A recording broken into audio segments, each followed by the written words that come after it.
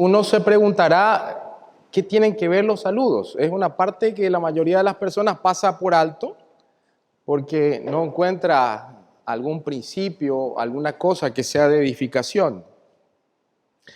Pero esto es una cuestión aparente. Debemos darnos cuenta de que cuando una persona se vuelve cristiana, los deseos y la necesidad de comunidad y de amistad, de tener contactos sociales, no desaparece. Incluso Pablo necesitaba de amigos.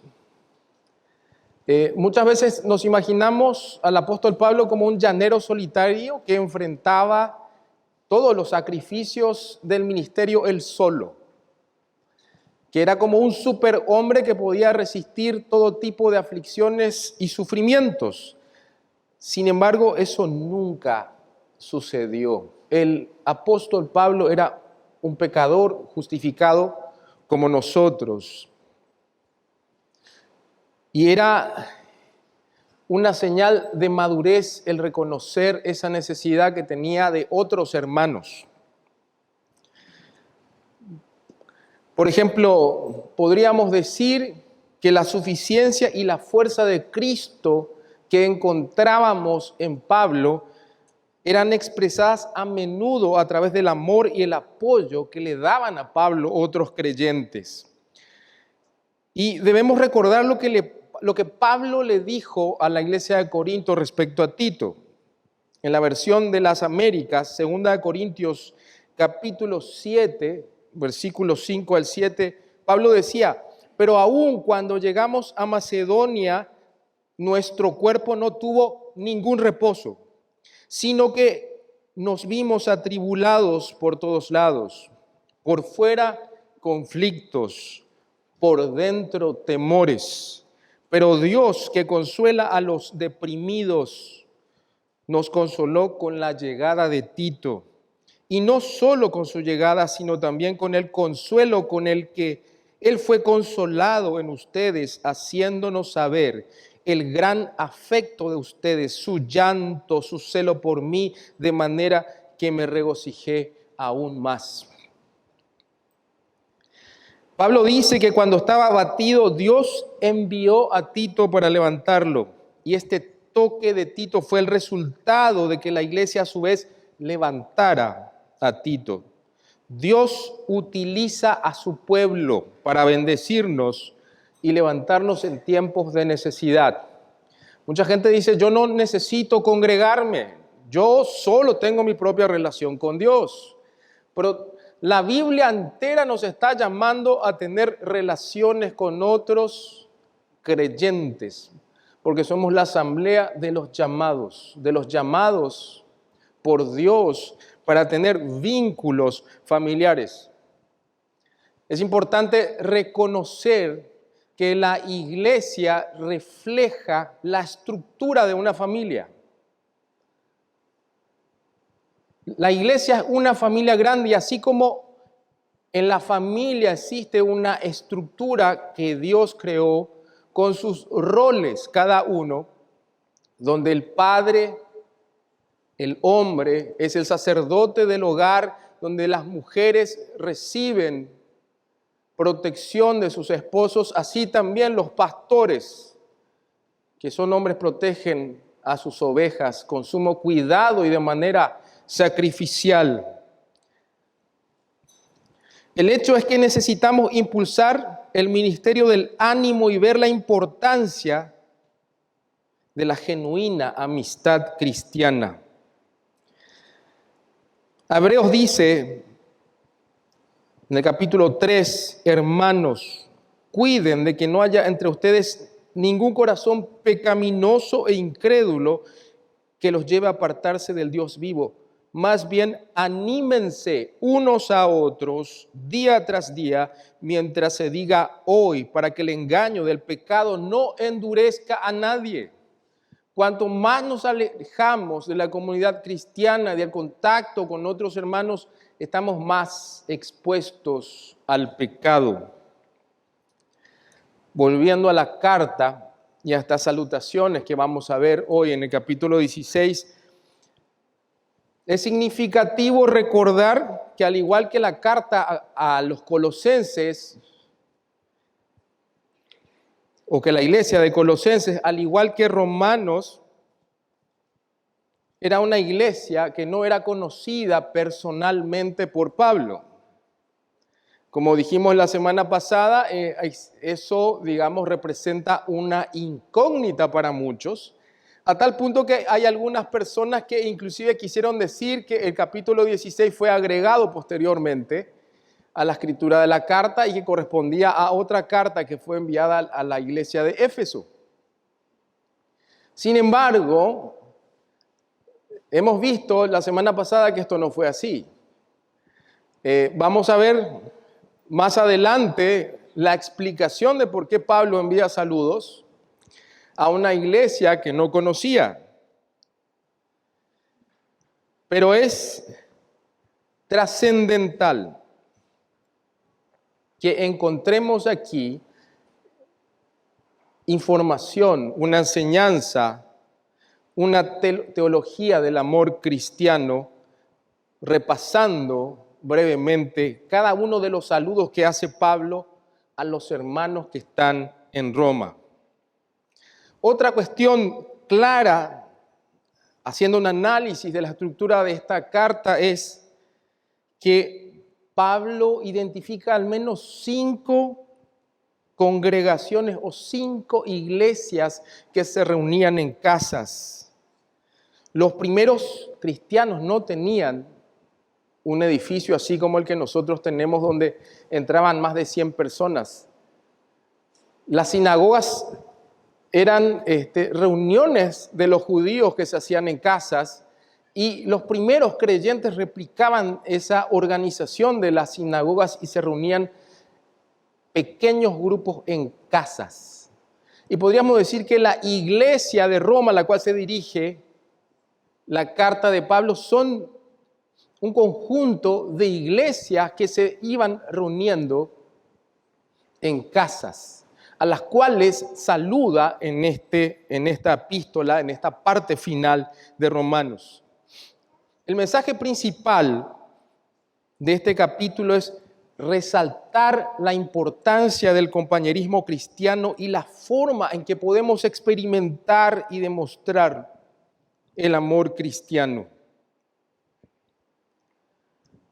¿Qué podemos aplicar esta mañana, hermanos? Podemos encontrar la siguiente enseñanza, que es importante recordar la teología de la amistad y la comunidad en la vida cristiana. Debido a que los cristianos, los creyentes llenos del Espíritu Santo, comparten una salvación común, una pasión compartida por Cristo y su reino, las personas que nunca han pasado tiempo juntas pueden convertirse en grandes amigos. La semana pasada hemos visto cuán diferentes eran las personas que se reunían en esas iglesias. Habían esclavos libertos, habían personas importantes, habían personas de diferentes nacionalidades, y de las 25 personas a las que se les saluda, 10 son mujeres, resaltando Pablo la importancia que tienen las mujeres en el servicio cristiano.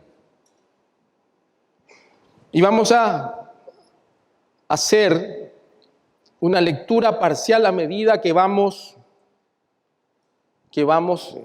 desarrollando esta carta. En primer lugar, podemos decir que el fundamento del compañerismo cristiano y la amistad cristiana tienen que estar centradas en Cristo. Esto es un principio que debemos tener en cuenta. El compañerismo y la amistad cristiana deben estar centradas en Cristo.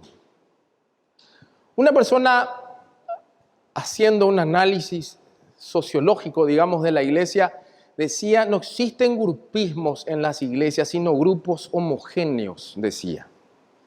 ¿Qué significa? Hay un grupo que le gusta jugar fútbol y se reúnen. Hay un grupo que le gusta ir a comer pizza o ver películas y se reúnen, ¿sí? Pero lo que resalta Pablo en la carta es que el motivo, el fundamento de la amistad y el compañerismo debe estar centrado en Cristo. ¿Qué estamos haciendo en la obra? ¿Qué estamos haciendo por Cristo, por el crecimiento de su reino? ¿Estamos comprometidos o no? ¿Estamos haciendo amistades con nuestros compañeros de trabajo en la fe? Vamos a ver eso en la carta. Vamos a ver el versículo 2. En el versículo 2 recomienda a Febe, que posiblemente, como dijimos la semana pasada, es la mujer que llevó la carta, según muchos eruditos de la Biblia. Fue la persona que llevó la carta a la iglesia de Roma. Y llama a los romanos, a los creyentes de Roma, a recibirse en el Señor, en el versículo 2. En el versículo 3, a Priscila y Aquila, un matrimonio cristiano, los llama mis colaboradores en Cristo. A Epeneto, en el versículo 5, dice que fue el primer convertido a Cristo. En el versículo 7, Andrónico y Junias, otro matrimonio, dice, quienes vinieron a Cristo antes que yo, eran nuestros mayores en la fe. Decía Pablo, fueron mayores que yo en la fe. Se convirtieron primero que yo. Qué importante es encontrar personas sabias que tienen experiencia en la vida cristiana. Hay otras, sin embargo, que tienen varios años de vida cristiana que no tienen ninguna experiencia de trabajo, servicio y abnegación en el Señor. Quizás son personas que todavía son bebés en la fe, pero qué importante es asegurarnos de que no pase el tiempo y que hayamos perdido tantos años sin haber aprendido y haber crecido en la fe. Ser mayores en la fe que otros para poder guiar a otros, para que estas personas no puedan caer quizás en los mismos errores y debilidades con los cuales uno se tropezó a lo largo de su vida cristiana. En el versículo 8, Amplias le llama mi querido hermano en el Señor, otra vez. Esa amistad y esa relación que tenía Pablo con Amplias era en el Señor. Urbano, que era un esclavo liberto, en el versículo 9, es nuestro colaborador en Cristo. Apeles, en el versículo 10, es aprobado en Cristo. En el versículo 11 menciona una iglesia, los de la casa de Narciso, que son del Señor. Dos mujeres en el versículo 12 dicen Trifena y Trifosa, que son obreras del Señor. Pérsida, como su nombre lo dice, posiblemente haya tenido origen persa. En el versículo 12, que ha trabajado mucho en el Señor. Rufo, en el versículo 13, escogido en el Señor. Y en los versículos 14 al 16 hablan de hermanos y hermanas, todos los santos, toda la iglesia de Cristo. No es el grupo de los viernes de fútbol, no es el grupo de las pelis. No está mal hacer eso, es bueno recrearse en el ámbito de la libertad cristiana, pero lo que estoy diciendo en base a lo que dice el pasaje es que nuestras relaciones deben estar centradas en Cristo. Y estos son antiguos incrédulos, así como nosotros, antiguos incrédulos, que no buscaban a Dios, que estábamos perdidos en nuestros delitos y pecados, que ni siquiera luchábamos con nuestras debilidades porque estábamos entregados por completo a esta naturaleza caída. Éramos incrédulos, de diversos orígenes, diversas profesiones, diferentes estratos sociales. muchos ni nos hubiéramos conocido si no estuviéramos hoy reunidos juntos aquí. Pero Jesús los cambió, así como a nosotros. Él los hizo una familia. El Evangelio crea nuevas amistades espirituales.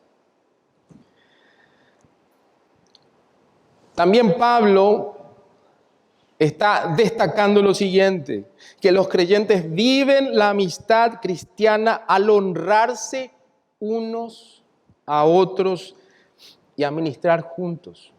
¿A qué se refiere con ministrar? Habíamos estudiado el significado de la palabra diáconos, que significa servir. Febe era una servidora de la iglesia de Cencrea, en la iglesia de Cencrea.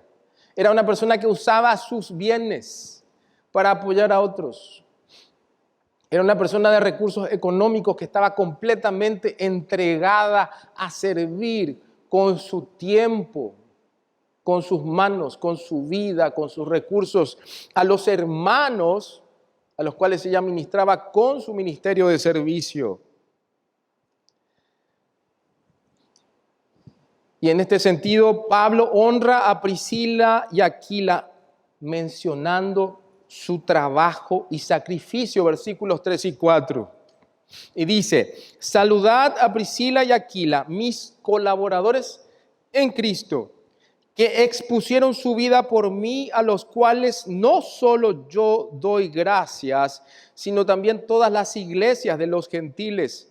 Saludad también a la iglesia de su casa. Y aquí vamos a responder a la pregunta, ¿cómo es posible que Pablo haya saludado a un montón de personas de una iglesia que él no había conocido? Habíamos dicho que muchos creyentes o los judíos, tanto cristianos como no cristianos, fueron expulsados por Claudio en el año 49 después de Cristo por un conflicto que hubo, por unas disputas acerca de un tal Crestus, decía el historiador Suetonio. Dicen los eruditos que Crestus en realidad es una mala pronunciación de la palabra Cristo y tal vez sean disputas de los judíos que eran creyentes y los judíos que no creían que Jesús era el Mesías, crearon tan alboroto que el emperador Claudio los expulsó a todos. Y Pablo conoce, en el capítulo 18 vemos que conoce a Priscila y Aquila cuando estaba en Corinto durante su segundo viaje misionero. Ahí encuentra a Priscila y Aquila que venían de Italia, que fueron expulsados entre los otros judíos. Posiblemente Pablo conoció a la mayoría de las personas a las cuales él saluda en el tiempo en que estos estaban en el exilio de Roma. ¿Quiénes eran estos, Priscila y Aquila? Ella quizás fue una mujer gentil, una ciudadana romana, mientras que Aquila era un hombre judío. Eran un matrimonio que servía a Dios. Quizás se convirtieron por el testimonio de los apóstoles en Jerusalén cuando fueron ellos a las fiestas del tabernáculo, a las fiestas del Pentecostés. Entonces, eran creyentes que ya estaban obrando y que se habían ido hasta Roma y estaban ellos compartiendo el Evangelio. Y ellos se encuentran con Pablo en ese tiempo en que fueron exiliados y se radicaron en Corinto. Además de su compromiso con Cristo, tenían también en común con Pablo que tenían el mismo oficio secular. Ellos hacían tiendas. Eso lo vemos en el capítulo 18 de Hechos. Tras ministrar junto a Pablo durante un tiempo en Corinto, después se fueron a Éfeso. Y ahí vemos cómo ellos estaban comprometidos con el evangelismo y con la enseñanza. Un matrimonio cristiano, eran misioneros. Ellos tuvieron un impacto en una persona muy relevante en aquella época. Apolos.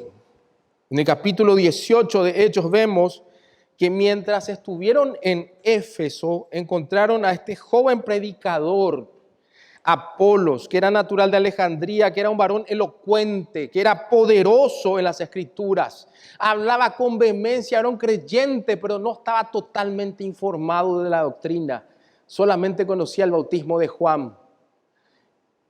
Y cuando ellos escucharon, Priscila y Aquila, este matrimonio ejemplar, escucharon a Apolos hablar con denuedo de las verdades de Dios, se dieron cuenta de que no estaba en lo correcto en algunos aspectos de su doctrina. No fueron a atacarle, no fueron a denigrarle o tratar de evitar de que él siga hablando, sino que lo apartaron y le enseñaron correctamente las Escrituras. Eso es compañerismo cristiano. Cuando estamos dispuestos a enseñar a otros con mansedumbre, para que también ellos puedan conocer ciertas cosas de la Escritura que nosotros conocemos. Pablo se unió a ellos. Hay un saludo a la iglesia de Corinto que hace Pablo. En 1 Corintios capítulo 16 dice: las iglesias de Asia os saludan. Aquila y Priscila con la iglesia que está en su casa os saludan mucho en el Señor. Ellos estaban en Éfeso con Pablo cuando Pablo escribió la carta a la iglesia de Corinto. Ellos regresaron después del exilio a la muerte de Claudio, posiblemente en el 54 después de Cristo, y allí fue donde formaron parte otra vez de la comunidad de creyentes en Roma. Y cuando Pablo escribe esta carta desde Corinto, él los conoce. Y no solamente los saluda a ellos, sino también saluda a la iglesia que se reúne en su casa. Hay una triple descripción de Priscila y Aquila. Son colaboradores de Pablo, trabajan juntos con Pablo en el Evangelio. ¿Qué tipo de colaboradores somos nosotros?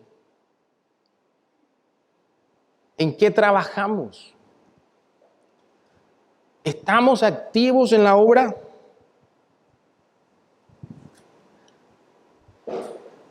En Romanos, en el capítulo 12, habíamos estudiado que no todos tienen la misma función, pero todos formamos un solo cuerpo. ¿En qué estamos apoyando la obra del Evangelio? No es la iglesia bíblica de la gracia, es la iglesia de Cristo. Es la iglesia de Cristo. También menciona Pablo otra cuestión que demuestra el compañerismo cristiano. Ellos arriesgaron el cuello por Pablo. Vamos a leer otra vez el capítulo 3. Expusieron su vida por mí. Expusieron su vida por mí. El ejemplo es Cristo, que puso su vida por sus amigos.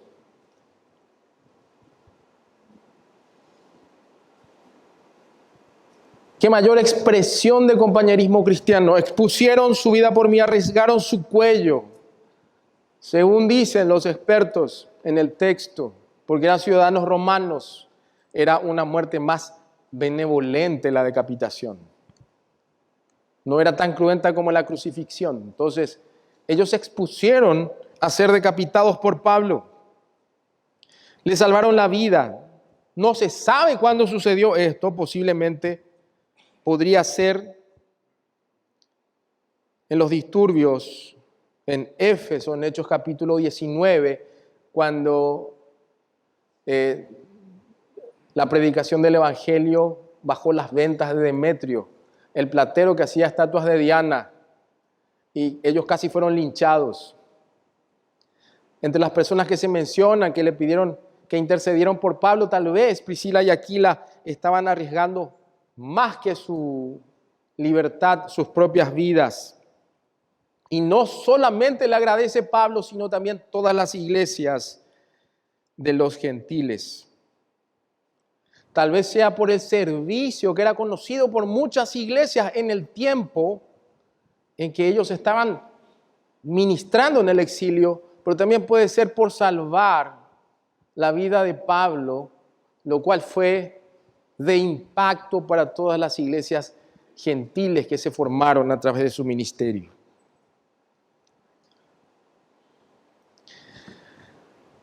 Pablo honra también a un hijo en la fe, el fruto de su ministerio evangelístico.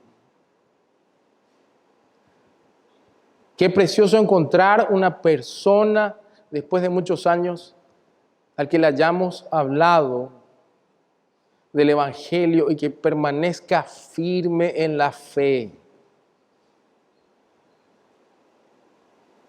Es un regalo que Dios nos da, porque la salvación es de Dios, que podamos haber contribuido con eso. Y ahí tenemos a Epeneto, que es la siguiente persona a quien Pablo envía saludos y le llama amado mío, que es el primer fruto de Acaya para Cristo. Si alguna vez tuviste el privilegio de haberle compartido a alguien el Evangelio y ver que su vida permanece firme en Cristo, qué emoción ver ese tipo de personas. Es imposible no amar a esa persona. Y Pablo amaba a Epeneto, que era fruto de su ministerio. Acaya algunas veces se conoce como Asia Menor. El centro cultural de Asia Menor, o Acaya, era Éfeso.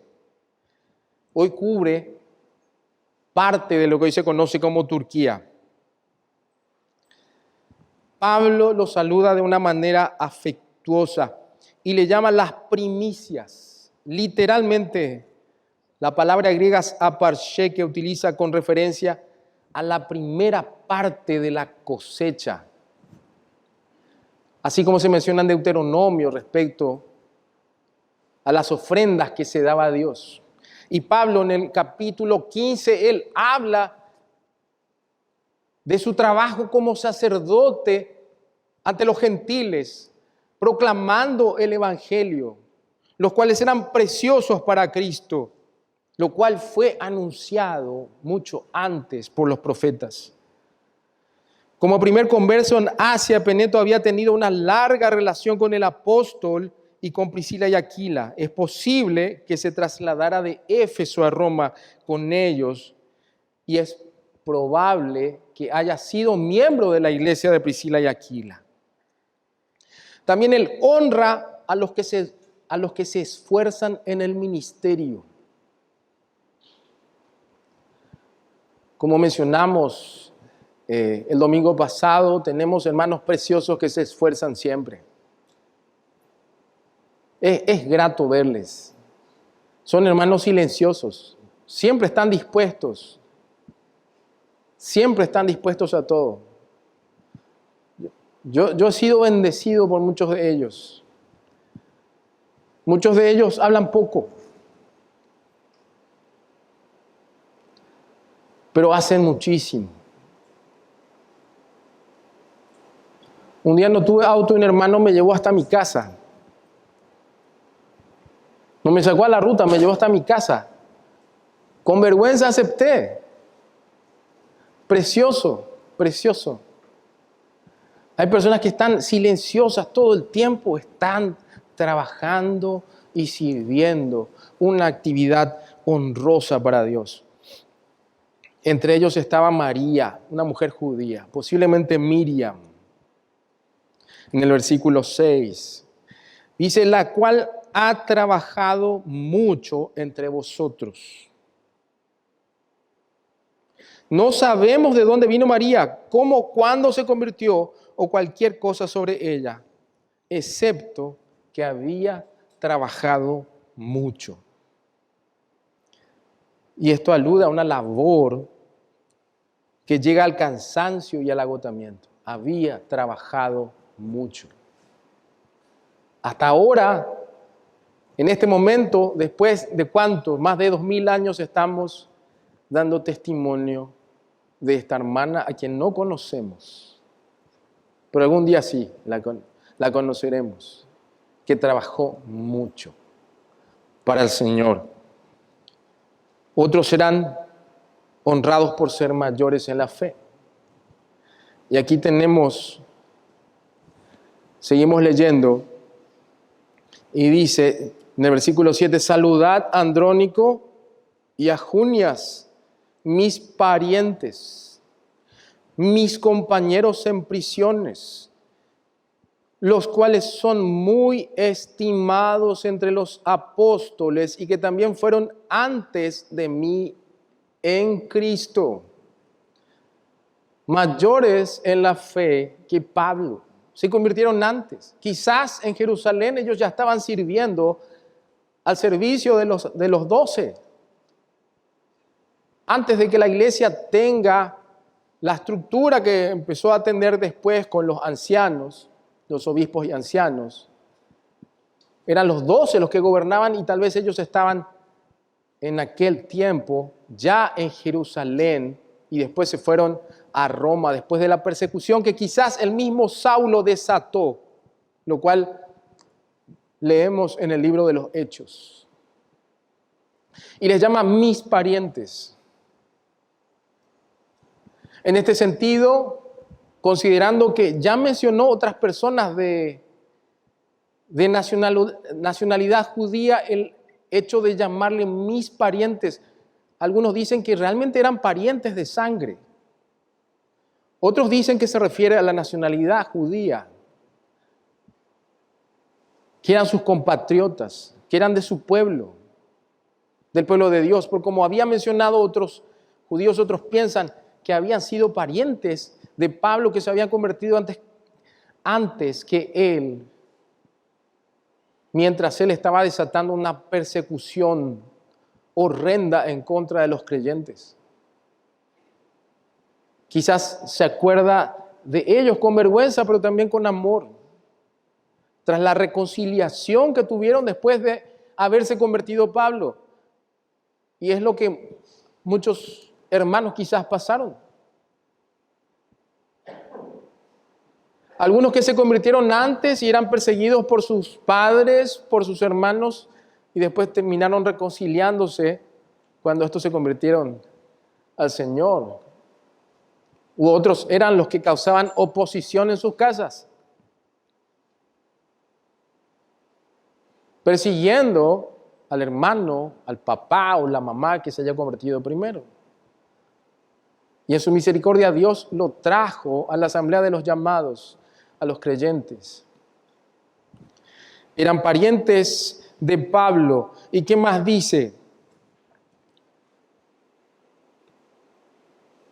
Y mis compañeros en prisiones. No sabemos cuándo ocurrió. Pablo entró muchas veces a la cárcel. No se mencionan todos los eventos o los acontecimientos o las circunstancias en las cuales él estuvo preso a causa del evangelio. Pero ellos estuvieron con él, quizás sirviéndolo en la cárcel, quizás compartiendo celdas con él. Sin embargo, en este pasaje hay una cuestión controversial que vamos a tener que explicar. Andrónico y Junías. ¿Quiénes eran? Dice, los cuales son muy estimados entre los apóstoles. Esto causó una disputa entre los teólogos porque la expresión entre los apóstoles podría referirse a que ellos eran apóstoles. Entonces, inclusive a lo largo de la iglesia se discutió, bueno, si eran apóstoles los dos, Andrónico y Junías, entonces Junías tuvo que haber sido hombre. Pero luego se rechazó esta afirmación, considerando que las 250 veces que se encontraron en textos griegos, el nombre Junías correspondía a una mujer y no a un hombre. En ninguna parte aparece Junías como hombre.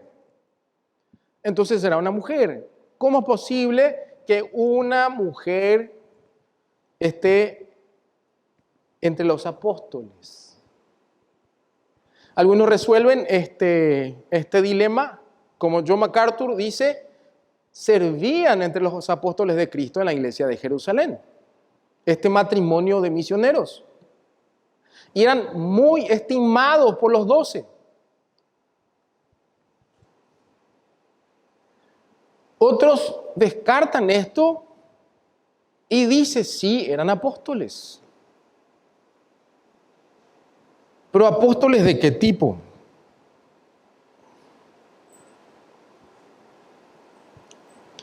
¿En qué sentido podrían haber sido entre los apóstoles? Y ahí vamos a 1 Corintios capítulo 15, versículo 7.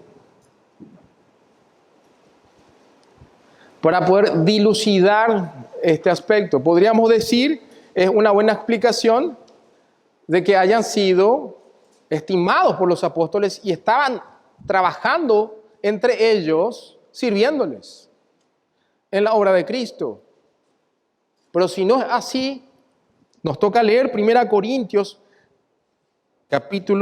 capítulo 15, versículo 3 al 11, para entender qué tipo de apóstoles podrían ser. Este pasaje nos dice que existían varios apóstoles aparte de los 12. Podría parecer extraño mencionar esto, pero vamos a leer. 1 Corintios capítulo 15 dice, porque primeramente, versículo 3, porque primeramente os he enseñado lo que asimismo recibí. Esto dice Pablo, que Cristo murió por nuestros pecados, conforme a las Escrituras, y que fue sepultado, y que resucitó al tercer día, conforme a las Escrituras. Y empieza a dar una lista cronológica de todos los testigos de su resurrección. ¿Quiénes fueron los primeros testigos de su resurrección? Apareció a Cefas. ¿Quién es Cefas? Pedro, ¿sí? Que era el líder de los 12. Apareció a Cefas y después a los 12.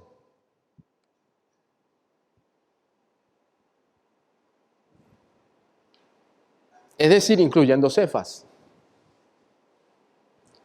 Primero a Cefas y después a los 12.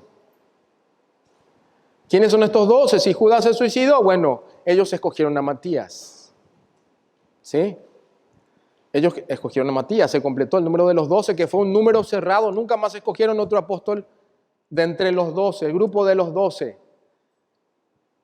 que tenían ellos una autoridad apostólica, mandatoria, tenían autoridad de parte de Dios que otros no tenían.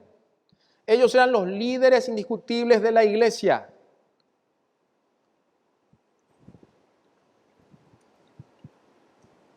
Esta autoridad de los 12 no fue compartida. Vamos a ver el siguiente grupo de personas. En versículo 6, después apareció a más de 500 hermanos a la vez, de los cuales muchos viven aún, decía Pablo en aquel tiempo, y otros ya duermen.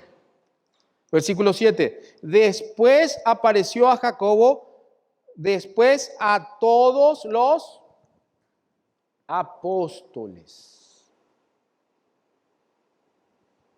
que no conforman el grupo de los 12, a todos los apóstoles. Y el último de todos, como un abortivo, me apareció a mí, porque yo soy el más pequeño de los apóstoles, que no soy digno de ser llamado apóstol, porque perseguía a la iglesia de Dios. Pablo tenía un ministerio especial porque fue escogido directamente por Cristo, así como los 12 fueron escogidos por Cristo. Y él dice, pero por la gracia de Dios soy lo que soy, y su gracia no ha sido en vano para conmigo.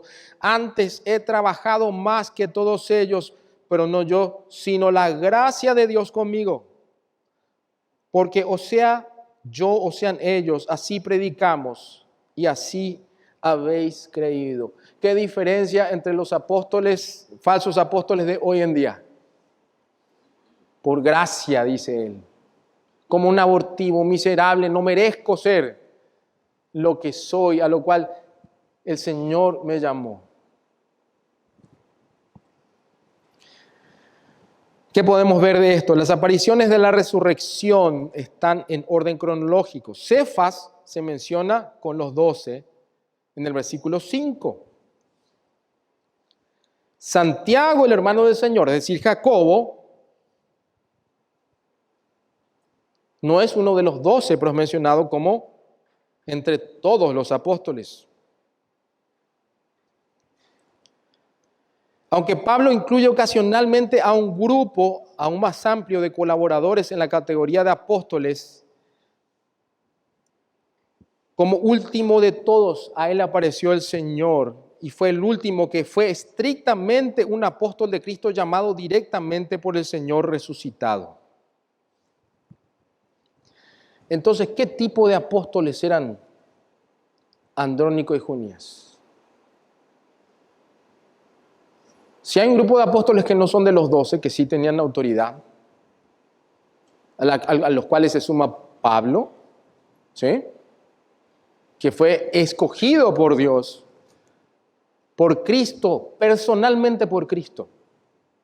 ¿Quiénes son estos otros apóstoles? La palabra apóstol se traduce como el que es enviado para un propósito. Y existía un significado amplio de apóstol para referirse a los 12 como también a otros que cumplían un ministerio al cual ellos fueron comisionados. Es lo mismo que hemos estudiado para diáconos. Habíamos visto que Jesucristo es diácono de la ley. Se hizo diácono de la ley, se hizo siervo de la ley. No está diciendo que Cristo es un diácono en el sentido de los diáconos que sirven en la iglesia. Es una palabra que se utiliza de acuerdo al contexto en diferentes sentidos. ¿Y a qué se refiere? Como enviados posteriores, Andrónico y Junías habrían participado en la proclamación del Evangelio en lugar de ser meros agentes de apoyo financiero. ¿Qué podemos decir? Que apóstol no se refiere aquí a una posición de liderazgo autoritativo como lo tenían los 12 y Pablo. De hecho, Pablo utiliza a menudo el título apóstol en un sentido más laxo, a veces simplemente para referirse a un mensajero o emisario. Así que nuestra posición es la siguiente, de que aquí se utiliza la palabra en el sentido de que Pablo y Junías eran misioneros itinerantes, que fueron enviados a predicar el Evangelio. Así como Pablo y Bernabé, que fueron enviados para predicar el Evangelio a los gentiles. Cierro el paréntesis. Paréntesis largo, ¿verdad? Continuamos con nuestros saludos. Vemos que Pablo honra a los hermanos de diferente posición social. En algunas iglesias era un problema esto. En la iglesia a la cual se dirige Santiago, Jacobo, el hermano del Señor, en el libro de Santiago, menciona que habían hermanos que recibían a los que tenían dinero y les ponían en los primeros lugares, los que tenían anillo de oro. En cambio, a los que no tenían recursos los tenían rezagados en el fondo. Había una diferenciación enorme entre las personas que tenían recursos y otros no. Si alguna vez estuviste en una iglesia donde habían ese tipo de divisiones, qué incomodidad total, ¿sí? Qué incómodo. Hay hermanos que sufren mucho en esas iglesias, donde hay grupos de élite y están el resto, donde algunos son invitados para ciertas cosas, otros no, porque no están al nivel. Donde hay competencias por cuestiones económicas. ¿Quién tiene el mejor auto? ¿Quién gana más? Qué difícil uno siendo un creyente fiel. Dios le bendice quizás con un vehículo no tan nuevo y de pronto siente esas diferencias y siente esa incomodidad cuando no está a la altura de lo que se espera. Porque nosotros no somos llamados a crear relaciones de ningún tipo. Porque aparte de nuestras relaciones como creyentes. Pablo acá, como hemos dicho en el primer punto, las relaciones estaban fundamentadas en nuestra relación con Cristo, no en lo que tenemos. Qué lindo es compartir personas de diferentes estratos social, que tenemos diferentes niveles de vida y nos queremos todos, nos saludamos, nos amamos, nos abrazamos, compartimos juntos. Qué lindo, sin diferencias. Y eso es lo que hacía Pablo en el capítulo 8, dice, saludad a Amplias, amado mío en el Señor, que era un esclavo o liberto, le llama amado mío. ¿Por qué se sabe que es un esclavo? Porque había nombres que eran exclusivamente de los esclavos. Ellos no elegían su nombre, escogían por ellos, sus amos escogían por ellos y se sabía, este es nombre de esclavo. Y lo más hermoso es que en una catacumba, que eran las tumbas subterráneas que se encontraron posteriormente en Roma, hay una tumba muy adornada con el nombre de un esclavo llamado Amplias. Tal vez era muy amado en el Señor por Pablo, pero también por otros hermanos que gastaron su dinero para darle una sepultura digna a un hermano muy, muy amado que era Amplias, un esclavo. Urbano es otro esclavo liberto. En el versículo 9 era nuestro colaborador en Cristo. Es un hombre romano y era conocido por su reputación. Un colaborador, igual que Priscila y Aquila. Un esclavo. No importaba su condición social, no puede ser un impedimento para servir a Cristo. Nuestro estatus social. Porque así como Priscila y Aquila era un colaborador, un esclavo o liberto. Estaquis, no se sabe nada de él, pero también era amado por Pablo, por lo cual pensamos que podía haber tenido una amistad estrecha con Pablo. Luego vemos en el versículo 10 también, saludad a los de la casa de Aristóbulo. Posiblemente sea la segunda iglesia en una casa que menciona Pablo. La iglesia de Roma no era una iglesia así como esta, donde había un templo y todos se reunían, sino que eran pequeñas comunidades caseras que se reunían porque era la necesidad histórica. Tenían casas pequeñas y podían reunirse en grupos pequeños. ¿Quién era Aristóbulo?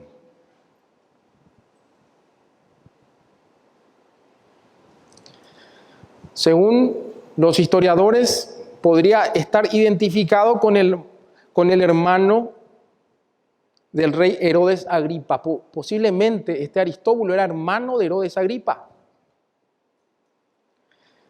Aristóbulo murió en el 48 o 49, que es el tiempo en que fueron exiliados los judíos de Roma. Como era costumbre en aquella época, cuando murió Aristóbulo, que tenía linaje real, era de la familia de los herodianos, de los Herodes, todo lo que tenía, a su esposa, sus hijos y sus bienes le pertenecían a César. Y posiblemente sea del grupo de creyentes que formaban parte de la casa imperial. Hay un saludo que hace Pablo, no sé si en Filipenses, los saludan los de la casa de César, dice. Posiblemente sean una iglesia o la familia incluso, o los esclavos que servían a Aristóbulo, los de la casa de Aristóbulo, que formaron parte finalmente de la casa del César. Se refuerza la idea de que este Aristóbulo era hermano del rey Herodes, porque posteriormente en el versículo 11 saluda a Herodión y le llama mi pariente, lo cual podría referirse a que era un ciudadano judío o también un pariente de Pablo.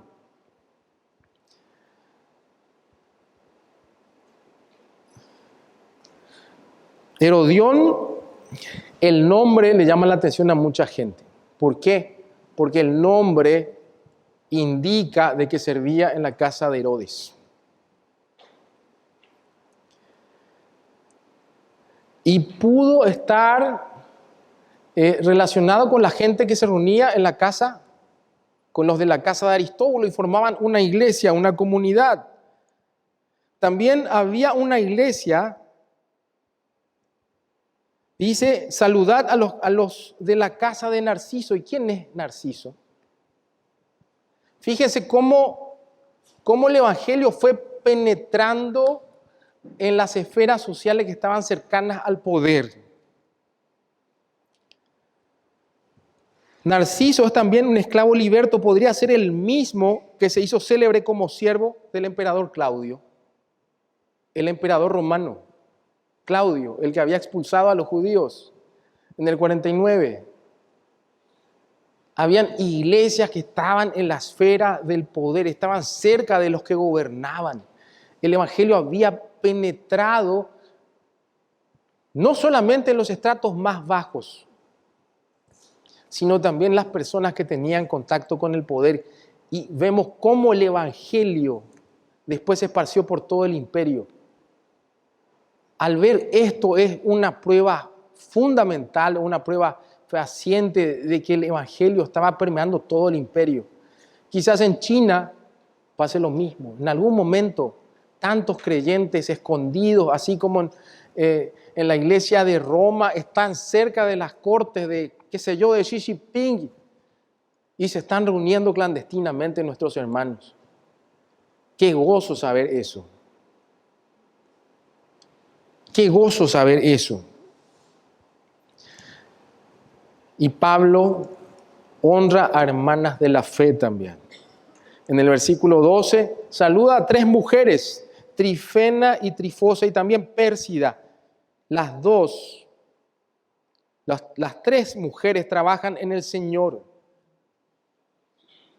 Qué importante el ministerio de las mujeres. Sabemos que la Biblia establece limitaciones de liderazgo a las mujeres en 1 Timoteo capítulo 2. Pero hay tantas cosas en las cuales las mujeres pueden complementar el servicio a Dios, aconsejando a las mujeres más jóvenes a ser fieles, enseñando a los niños a sus hijos, la nueva generación de creyentes, enseñando a los niños de la iglesia, que en el futuro serán los líderes de esta iglesia, muchos de ellos pastores fieles. Yo no soy tan joven, tengo 45 años, pero tengo a mi consiervo Marcelo, y yo me acuerdo cuando era niño, él me abrazaba y me contaba chistes, y me hacía reír. Marcelo, es tan inocente en ese tiempo, y hoy en día yo aprendo de él, es un maestro destacado de la Biblia. Yo nunca le enseñé, pero qué bueno para las personas que estuvieron involucradas en su formación espiritual. Hermoso trabajar en el Señor.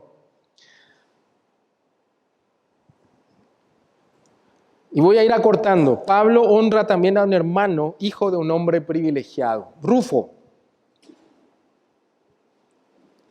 Saludad a Rufo, escogido en el Señor, y a su madre. ¿Quién es este Rufo?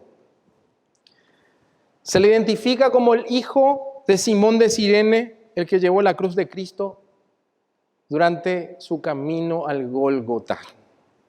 En el Evangelio de Marcos, que fue escrito en Roma, después de que Pablo escribió esta carta a los romanos, nos enteramos de que Simón de Cirene tuvo 2 hijos. Dice en Marcos capítulo 15,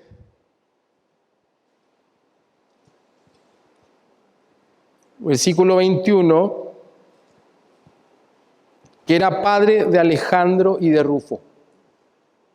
Tal vez Simón de Cirene, que fue obligado por los soldados a llevar la cruz del Señor, ese contacto que tuvo con Cristo, quizás Dios le tuvo misericordia y se convirtió. Y tuvo 2 hijos, Alejandro y Rufo. ¿Por qué no saluda a Alejandro? Porque quizás Alejandro no estaba en Roma, pero sí estaba Rufo y su madre. Y también mía, dice Pablo.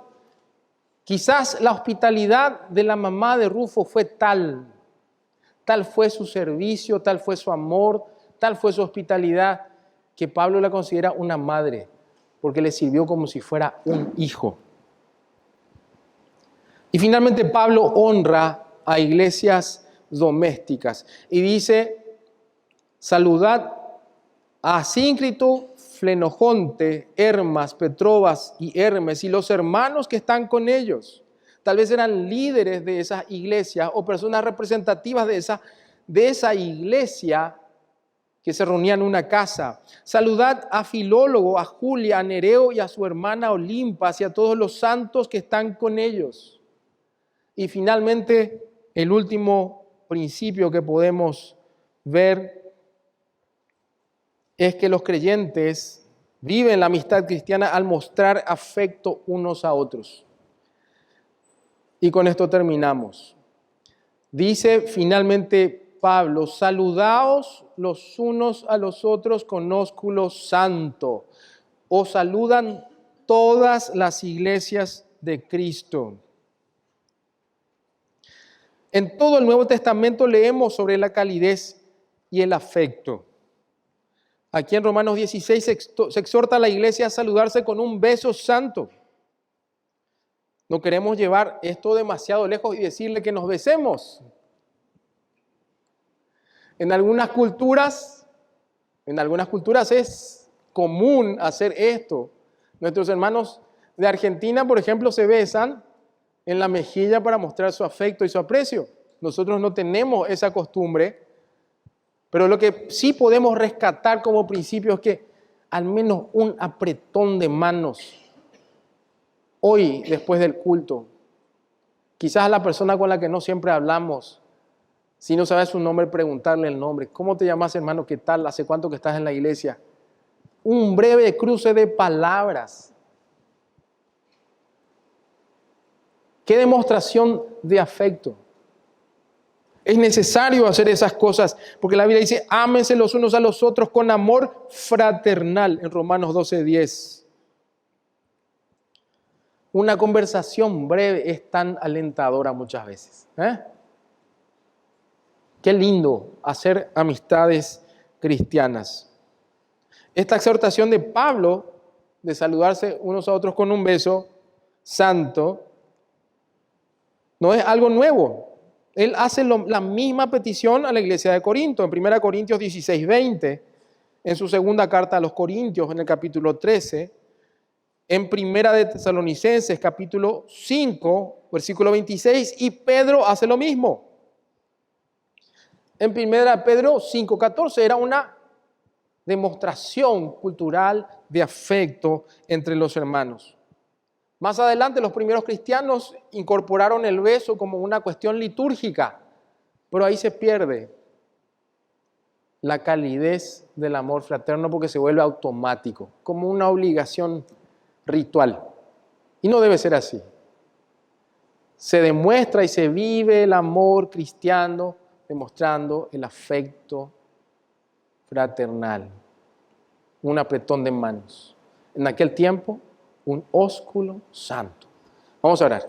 Padre Celestial, te damos gracias por tu palabra, porque nos llama, Señor, a mostrar un compañerismo, Señor, entre los creyentes, sabiendo, Señor, que la iglesia es como un reflejo de lo que es una familia, Señor, donde los pastores, así como los padres, cuidan con amor sacrificial a las ovejas, y donde nosotros también somos llamados a amarnos unos a otros con amor fraternal, no solamente de labios, sino también forjar, Señor, esas relaciones, iniciar esas relaciones, mantener esas relaciones teniendo en cuenta de que somos miembros, Señor, de tu familia, y nos has llamado, Señor, a eso, a estar en unidad, en amor fraterno, porque dice tu palabra, en esto se manifiesta en que estamos en Él, decía el apóstol Juan, en que nos amamos unos a otros. Por favor, que tu amor nos llene, Señor, que tengamos, Señor, un corazón obediente, porque el amor no siempre es un sentimiento, sino que son acciones que finalmente mueven nuestro corazón, nos conmueven, Señor, nuestras entrañas. Y eso es lo que necesitamos, Señor, obedecerte para que esta iglesia ande en unidad, Señor, y en obediencia a tu palabra. En el nombre de Jesús, amén.